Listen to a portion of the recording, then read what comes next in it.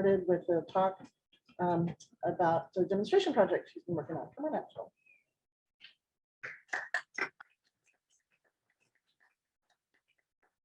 Thank you, Jen. Thank you for being here. Good to be here.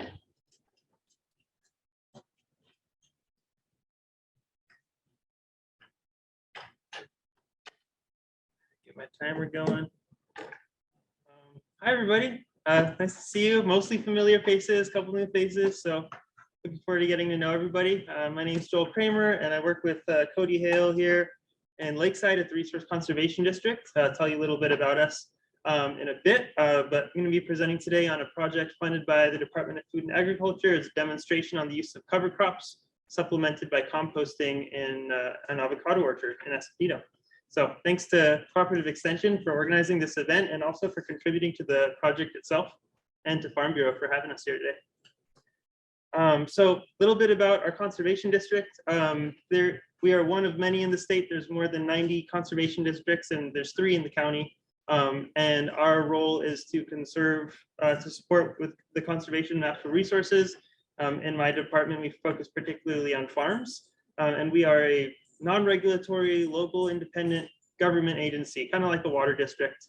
And so we're here to support you. And the way that we do that with agriculture is through planning, such as creating farm plans, technical assistance for applying to grants or for implementing carbon farming practices, and then monitoring how those practices are going. So testing the soil, looking at the water moisture, following it, and giving you any advice related to that.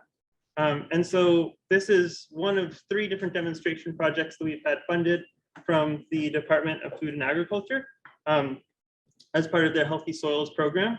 And so some of you may have applied to Healthy Soils grants through their incentives program. The demonstration projects have an outreach element in addition to that. So first one I'll note is in the bottom left. That's our row crops. It's in the Tijuana River Valley Community Garden. And there we're demonstrating the use of compost, mulch, and 2 different cover cropping mixes. We've been doing that for 3 years, and we're keeping it going after the grant is over. Then you'll see the prescribed grazing, that star in the bottom right. That's at Rancho Hamul, where we've been working with rancher John Austell of 4J Horse and Livestock to transition from just continual grazing to pasture-based rotational grazing to improve the soil health and the forage quality. And we've had good success there. And then what I'll be talking about today is the subtropical orchard there just south of Escondido in Highland Valley. And that's where we've been demonstrating cover crops as well as composting in an orchard. And the grower has also been funded for mulch application. So a little bit of history about that site. Well, as many orchards in San Diego, this orchard was planted back in the 60s and grew to a height of more than 60 feet. Really, really impressive growth and therefore production, but it created kind of a liability for the producer. It was hard to irrigate in a time of drought. It was susceptible to heat waves, and when wildfire came through, it was a tinderbox. So when the old owner sold the property, the new owner decided that they wanted to reduce their vulnerabilities, both to and their costs from the water shortages and also just the maintenance costs. And so they transitioned firstly to organic and then high density planting, and also implemented water conservation practices that I'll be demonstrating here. So this is how we set up our study design. Out of the 30 acres, we were operating on 3 of the acres, and we were funded with $100,000 from the Department of Food and Ag over 3 wet seasons. And the funding went to the purchase of seed and compost, and also to costs for monitoring the soil, for the soil moisture, infiltration rate, and organic matter, as well as directly paying the farmer for their work and actually implementing the project, and lastly for holding outreach events, both online and in the field. And some of the concerns that they were trying to address were firstly the water holding capacity, so making sure more of the water that falls from the rain, but also from the irrigation, actually sinks into the soil and stays there. But also rampant weeds, which the intention was to replace those with cover crops that were more manageable, fixing nitrogen by planting legumes, enhancing pollination for the avocados. And lastly, as most orchards are in San Diego, it's on steep slopes. This one with the threes is on up to 30% slopes. And so doing some erosion control measures with the cover cropping. So as you saw, each of those three fields were split into 3 plots. One was a control plot where just regular weed management was undertaken. The second one also had cover crops planted, and the third one had cover crops planted and compost applied to see the difference. And Cooperative Extension helped us with that study design. And as part of that, we monitored 5 different elements. We monitored the soil organic carbon, the ratio of carbon to nitrogen, the moisture in the soil, as well as the infiltration rate, and then crop biomass. So after the cover crop was grown, how much did it yield per area? And lastly, the costs of implementing it annually. And so here's some of the initial results.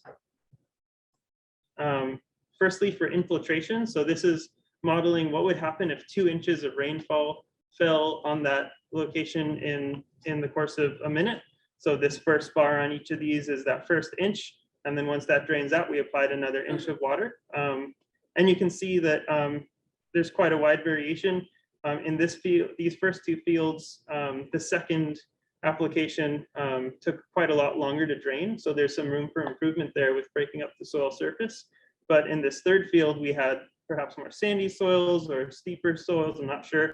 That with these initial results, we saw that it drained through pretty quickly in both occurrences. And so the goal is to narrow the gap between those 2. And then secondly, the baseline results for organic matter, pretty high values from what we're used to seeing in the county. In terms of rangeland, we often see it down at about 1% if it's been grazed really heavily. Vegetable crops can be anywhere from 1 to 3 for baseline values. Here, we're starting in some areas up at 6%. So it's going to be hard to improve off of that in some cases, but the goal is over maybe a 5 to 10 year period to boost that up to 8% or so. And there's a myriad of reasons why that's really beneficial. But you can see the lowest values here are down at about 3% soil organic matter. So pretty good starting place for that. Probably the result of that, that established orchard feeding the soil for such a long time. So how did we do it? Well, firstly, we envisioned these 3 areas having different roles. So in the flattest area, we focused on nitrogen fixation. Up here in the central area, we focused on pollination. And in the southern area where it's steepest, we focused on erosion. So for based on some project delays with the grant, we decided to do a warm season cover crop the first round, which isn't preferable because you have to irrigate more, but we wanted to get things rolling. So we used buckwheat for our pollination area. We planted cowpeas for the nitrogen fixing area, and then we planted teff on those slopes for erosion control. And we got pretty low germination. I can explain why in a bit. In our cool season period, we just planted bell beans. They're a little bit more resilient. We had a better germination rate there. And the way that we did it was we would either broadcast or manually seed with the seeder. And then we would top dress with compost, and we had to expand the existing irrigation system because the avocados are just irrigating around the base of the tree, and we were planting in the alleys. So we encountered some challenges. This is the result in the middle of summer after our warm season period, and you can see pretty good germination around the tree where there is existing irrigation, but not in the alleys. This is why we don't advise typically doing a warm season cover crop. But more than that, I think one of the greatest challenges we encountered was that the alleys were narrow and that the slopes were steep. And that's pretty typical in San Diego. It was made even harder because we started during COVID. And so any labor that the farmer had available was gone. As you all know, it's really hard to find labor these days. So she was doing it on her own in addition to distributing the mulch. And so really the bottom line here is we need a better way to mechanize this process and have the right equipment to do the job. As you can see, the irrigation uniformity was difficult. And when we broadcast the seed, we found that all the seed, for the most part, was hollowed out. It was great, a great snack for all the birds there. So The second time we applied, we actually took the additional time and effort to plant it and cover it in furrows. So another element of this grant is outreach and education. And so we do an annual webinar and a field day. We will have a couple more coming up for you to partake in. Most recently, we had San Pasqual Valley Soils out at the farm to talk about how you might apply compost in the context of an orchard. And it's really recommended to do that with the cover crop, because while the cover crop adds a lot of nitrogen and organic material, it's important to supplement that with compost as well for nutrient balance. So why would you spend the effort to water a field when you're already spending so much on water? Well, the goal is actually to increase the amount of water present in the field. And so you're already irrigating your avocados. Now you're going to irrigate another crop on top of that.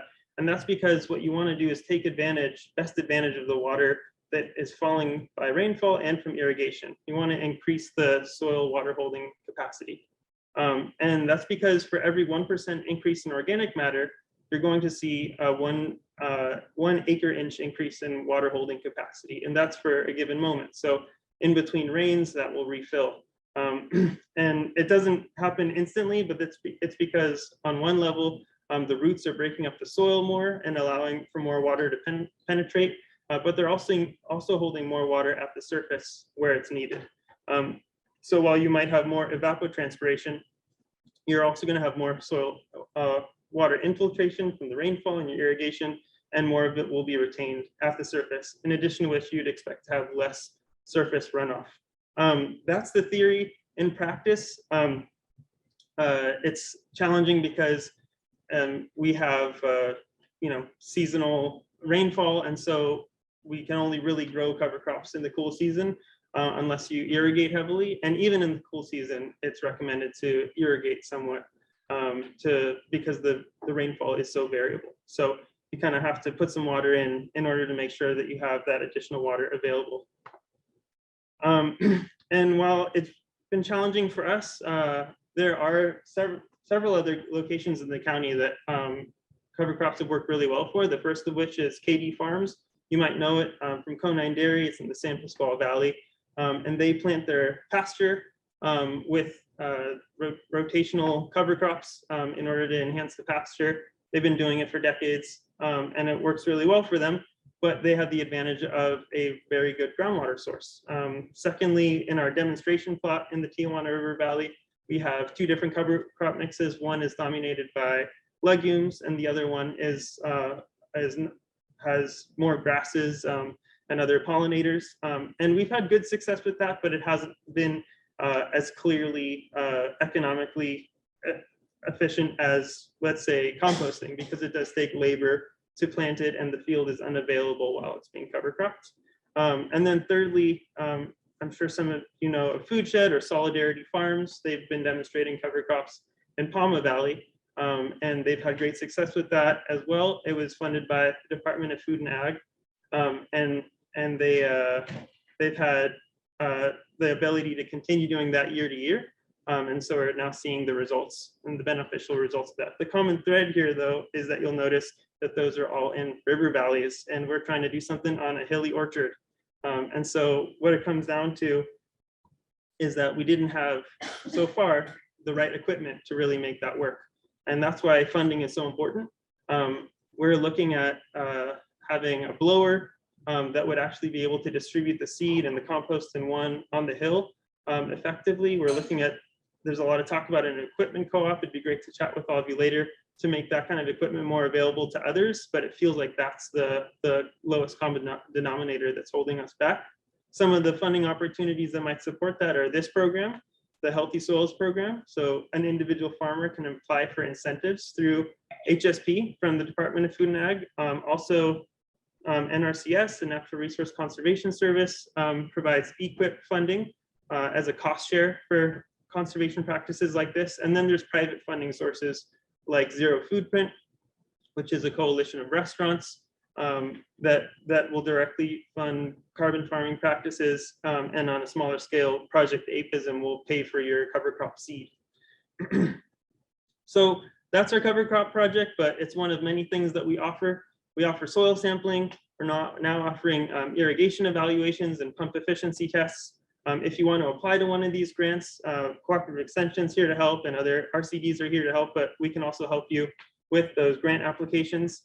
We also offer advice on planting native pollinator hedgerows to enhance pollination at your farms, and we can help fund that as well. And then we partner with the Fire Safe Council, our sister organization. If you want to clear 100 feet around your property, your buildings, we can come chip that. And if you know of an elderly person or a low-income resident, then we can help do that for free. So thank you all for coming today. I think we have a little more time for questions.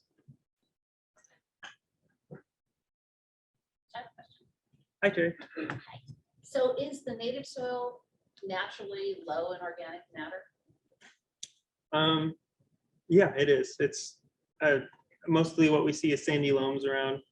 Some of at this site, we even have some that's just pure granite. And so it's kind of planting additional plants, or maybe the chaparral that can help build that up. But yeah. And then can you get seeds for native plants for the cover cropping? You can. That's something we thought about. Native seed is more expensive per pound, but you don't need as much of it. Yeah, the most cost-effective stuff is deerweed or poppies, and there's some other options out there too.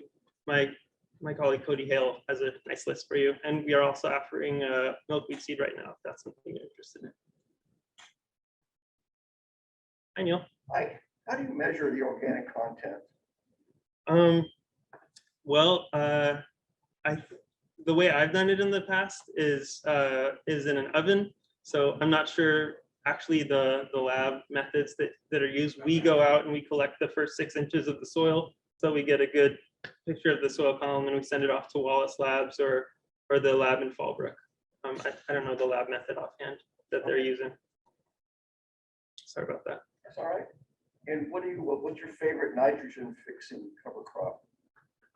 Like I said, I like bell beans. They're really resilient. They're pretty big, so they're easy to plant, and they don't get taken advantage of as much. And you don't have as much issues with the contact. The teff, for example, we had trouble planting because you need to roll it afterwards. It's kind of impossible on a hill, but the bell beans do pretty well.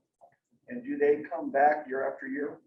I haven't seen that. Yeah, but you can get certain plants doing that. That's recommended for buckwheat. Super fast growing cover crop. It's done in about 40 days. And then you can also just let it go to seed and it'll come back year to year. And when you say buckwheat, you're not talking about the native chaparral, you're talking about a grass of some kind? Yeah, that's just the common name difference, but buckwheat's a fast growing kind of forb, I guess. Okay. Yeah. All right, thanks. Sure. Any other questions for Joel?